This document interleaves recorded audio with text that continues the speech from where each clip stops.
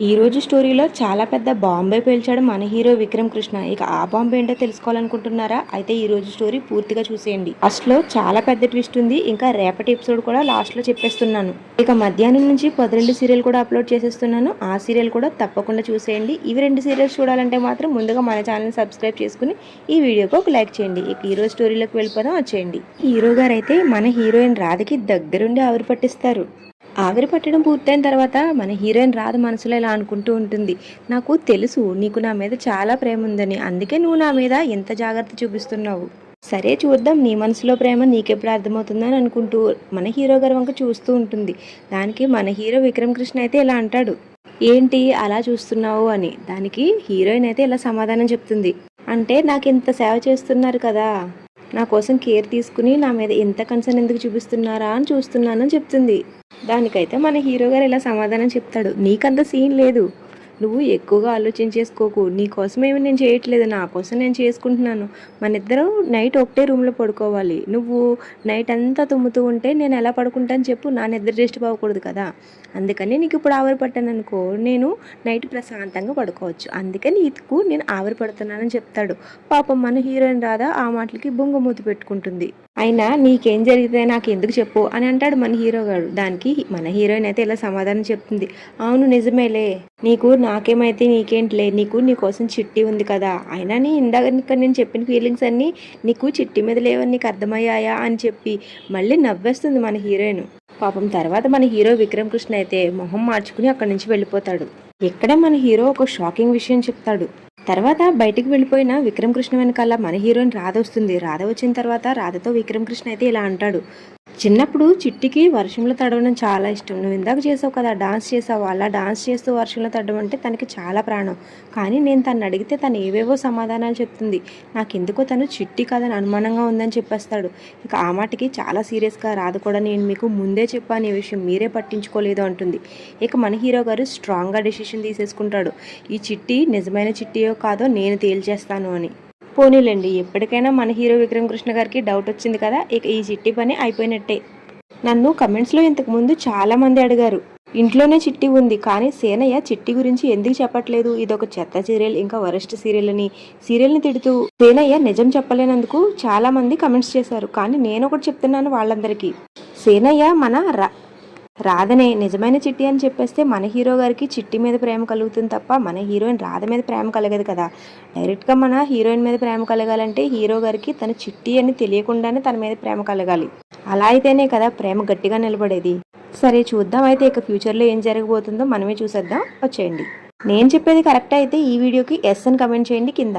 తర్వాత ప్రియ దమయంతి దగ్గరికి వెళ్ళి దమయంతిని గట్టిగా నిలదీస్తుంది, నేను అసలు నీ సొంత కూతురినేనా, నువ్వు నన్ను ఎక్కడైనా తెచ్చి పెంచుకున్నావా, చిట్టి వచ్చినప్పటి నుంచి నువ్వు చిట్టితోనే ఎక్కువగా గడుపుతున్నావు, నాతో కాస్త టైం కూడా స్పెండ్ చేయట్లేదు, ఇక్కడ పెదనాన్న బావల కంటే నువ్వే ఎక్కువ సంతోషంగా నువ్వే ఎక్కువ క్లోజ్గా ఉంటున్నావు తనతో, ఏంటి విషయం అసలు నన్ను నిలదీస్తుంది. పాపం మన దమయంతి ప్రియ మాటలకైతే చాలా కంగారు పడుతుంది. ఇక ప్రియ అయితే తన మీద ఉట్టేయించుకుని నిజం చెప్పమని ఫోర్స్ చేస్తుంది దమయంతిని. ఇక ఉన్న విషయం, అసలు విషయం అయితే ప్రియాకి చెప్పేస్తుంది దమయంతి, తను చిట్టి కాదని తను నాటకాలు ఆడుకుంటుంటే తానే తీసుకొచ్చానని చెప్తుంది. ఇక ఆ మాటలకి ప్రియాకైతే మాటలుండవు, తను చాలా షాక్ అయిపోతుంది. తర్వాత ఇక నందగోపాల్ వాళ్ళు టిఫిన్ కోసం చాలా కంగారు పడతారు. కానీ ఇక్కడే మన హీరో విక్రమ్ కృష్ణ గారు ఎంట్రీ ఇస్తాడు. ఇంట్లో ఈరోజు టిఫిన్లు కాఫీలు నేను చెప్పే వరకు బంద్, ఎందుకంటే మీ అందరి బ్లడ్ శాంపిల్స్ తీసుకుని నేను హెల్త్ చెకప్లు చేస్తానని చెప్తాడు. తన మనసులో ఆలోచన అయితే నాకు చాలా క్లియర్గా అర్థమైంది. ఇక డిఎన్ఏ టెస్ట్ చేయించుదాము చిట్టిగా నిర్ణయించుకుంటాడనమాట. చిట్టి అయితే నేను బ్లడ్ ఇవ్వను అని నిరాకరిస్తుంది. దానికి మన హీరో గారు ఇలా అంటాడు, అందరికంటే ముఖ్యంగా బ్లడ్ ఇవ్వాల్సింది నువ్వే, ఎందుకంటే నువ్వు ఇన్ని రోజులు బయట ఉన్నావు కదా, నీకు ఏ హెల్త్ ప్రాబ్లమ్స్ ఉన్నాయో మాకు తెలియదు కదా, అందుకని ఒకసారి హెల్త్ చెకప్ అందరితో పాటు చేస్తే చాలా మంచిది అని అంటాడు. ఇంతలో బ్లడ్ శాంపిల్స్ తీసుకోవడానికి అక్కడికి డాక్టర్ వాళ్ళు అయితే వచ్చేస్తారు. బ్లడ్ తీసుకోవడానికి డాక్టర్ అవసరమా అని నాకు అనిపించింది, కమెంట్ చేయండి చూద్దాం. తర్వాత ఇక పెద్ద టు చిన్నండి, అదే వాళ్ళ అమ్మమ్మతో మొదలు పెడతాడు మన హీరో విక్రమ్ కృష్ణ గారు. ఇక ఒక్కొక్కరు బ్లడ్ ఇస్తూ ఉంటారు. నందగోపాల్ అయితే బ్లడ్ ఇవ్వడానికి చాలా హడావిడి చేసేస్తాడు. నందగోపాల్ని ఎలాగోలా పట్టుకుని మన హీరో గారు అయితే తన బ్లడ్ అయితే తీయించేస్తాడు. తర్వాత ఇంకొకరిగా అందరూ ఇచ్చేస్తారు. తర్వాత చిట్టి కూడా నిరాకరిస్తుంది, నేను ఇవ్వను అని, తను చాలా భయపడుతుంది. ఇక తన దగ్గర నుంచి కూడా బ్లడ్ శాంపిల్స్ తీయించేస్తాడు మన హీరో. తర్వాత ఇక రాధవంతు వచ్చేస్తుంది. మన హీరోయిన్ వంతు వచ్చేసరికి అయితే మన హీరో సార్ కాస్త రొమాంటిక్ అయిపోతాడు. హీరోయిన్ భయపడుతూ ఉంటుంది. ఎందుకు రాదా నువ్వు భయపడుతున్నావు, నేనున్నాను కదా, నేను నీ కళ్ళల్లో కళ్ళు పెట్టి చూస్తాను, అలాగే నువ్వు కూడా నా కళ్ళల్లో కళ్ళు పెట్టి చూడు, ఇక బ్లడ్ తీసినట్టు కూడా తెలియదు, మనకి ఈ ప్రపంచం కూడా తెలియదు అని చెప్తాడు. ఇక వీళ్ళిద్దరు బ్యాక్గ్రౌండ్లో ఒక సాంగ్ వేసుకుంటారు, వీళ్ళ బ్లడ్ కూడా సక్సెస్ఫుల్గా తీస్తారు. నాకైతే ఇక్కడ ఒక డౌట్ వచ్చింది. మన హీరో గారు ఫ్రెండ్ అని చెప్పాడు కదా చిట్టికి, మరి చిట్టికి డౌట్ రాలేదా వీళ్ళిద్దరు ఒకరి కళ్ళల్లో ఒకరు కూర్చుని చూసుకుంటుంటే ఫ్రెండ్స్ అసలు ఎలా ఉంటారు? తర్వాత రామలింగంతో కూడా బ్లడ్ ఇప్పించేస్తాడు. రామలింగం కూడా ఏమనంటాడు, అక్కడ కాస్త సీన్ జరుగుతుంది, ఇక రామలింగంతో కూడా బలవంతంగా బ్లడ్ ఇప్పించేస్తాడు మనవాడు. తర్వాత రామలింగం మన హీరోయిన్ రాదని అడుగుతాడు, అసలు ఏం జరిగింది ఇప్పుడు బ్లడ్ టెస్టుల కార్యక్రమం ఏంటి అని. అప్పుడు పక్కనంతా చూసుకుని మన హీరోయిన్ రాధా ఎవరు లేరు అనుకుని చిట్టి కోసం, చిట్టి మీద డౌట్ వచ్చింది తను అసలేందో కాదోనని. ఇంకా డిఎన్ఏ టెస్ట్ కోసం అంటే ఇంట్లో వాళ్ళు ఫీల్ అవుతారు కదా, అందుకని వాళ్ళు ఎవరికి తెలియకుండా ఇలా ప్లాన్ చేశామని చెప్తుంది రామలింగంకి. కానీ వీళ్ళిద్దరి మాటలు పక్క నుంచి వినేస్తుంది సుందరి. తర్వాత తన గదిలో అయితే సుందరి తన బ్యాగ్ సర్దుకుంటూ ఉంటుంది, ఇక పక్కన 2 బ్యాగులు కూడా పెడుతుంది. ఇంతలో దమయంతి ప్రియ అక్కడికి వస్తారు. ఏం చేస్తున్నావు, ఇన్ని బ్యాగులు సర్దుతున్నావు ఏంటి అంటే, ఇది ఒకటే నాకు, ఈ 2 మీకు, మీరు కూడా సర్దుకోండి, ఇంట్లోంచి ఇప్పుడే బయటికి వెళ్ళిపోదాం అంటుంది. వీళ్ళకి ఏం చెప్తుందో సుందరి అస్సలు అర్థం కాదు. ఏమైంది అని అడుగుతారు. దానికి విక్రమ్ కృష్ణ బ్లడ్ టెస్టులు చేయించింది హెల్త్ చెకప్ కాదు, డిఎన్ఏ టెస్ట్ చేయించుతున్నాడంట అని చెప్తుంది. ఇక ఆ మాట విని వీళ్ళిద్దరూ చాలా షాక్ అవుతారు.